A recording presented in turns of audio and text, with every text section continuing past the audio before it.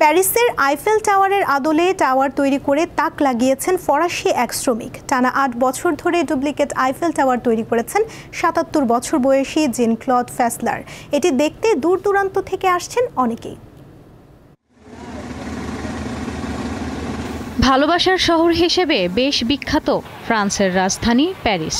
আর এই শহরের নাম শুনলেই সবার প্রথমে চোখে ভেসে ওঠে সুউচ্চ ও দৃষ্টিনন্দন আইফেল টাওয়ার। ফরাসি বিপ্লব স্মরণীয় করে রাখতে প্যারিসে নির্মিত হয়েছিল আইফেল টাওয়ার। ১৮৮৯ সালে নির্মিত ১০৫০ ফুট উঁচু এ টাওয়ার দেখতে সারা বছরই প্যারিসে পাড়ি জমান দেশি বিদেশি পর্যটক। আইফেল টাওয়ারের জনপ্রিয়তা এতটাই যে বিভিন্ন সময় বিভিন্ন বস্তু বা ধাতু দিয়ে এর রেপ্লিকা তৈরি করেছেন অনেকে। এবার ফরাসি এক শ্রমিক ঐতিহ্যবাহী আইফেল টাওয়ারের প্রতিরূপ তৈরি করলেন। ৩০ মিটার উঁচু রেপ্লিকা আইফেল টাওয়ার নির্মাণ করেছেন ফরাসি শ্রমিক জিন ক্লদ ফ্যাসলার। ১৯৮৯ সালে একটি বইয়ে আসল আইফেল টাওয়ারের নকশা খুঁজে পান তিনি। তখন থেকেই ইচ্ছা ছিল কোনো একদিন আইফেল টাওয়ারের রেপ্লিকা বানাবেন।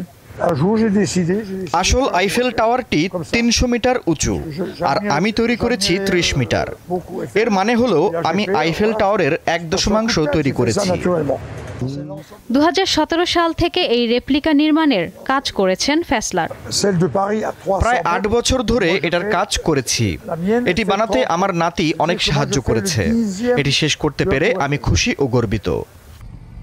আইফেল টাওয়ারের রেপ্লিকাটি এরই মধ্যে স্থানীয় ও পর্যটকদের কাছে কৌতূহল সৃষ্টি করেছে। অনেকে এটি দেখতে দূর দূরান্ত থেকে আসছেন। স্টিল সহ আধুনিক সব উপকরণ দিয়ে তৈরি করা হয়েছে এটি। আলসেসের সেন্ট মেরি অক্স মাইন্সে রেপ্লিকাটি প্রদর্শিত হচ্ছে। এটি বিক্রি করে খরচ পুষিয়ে নিতে পারবেন এমনটাই আশা ফ্যাসলারের। ইশরাত সুমা, দীপ্ত বার্তা কক্ষ।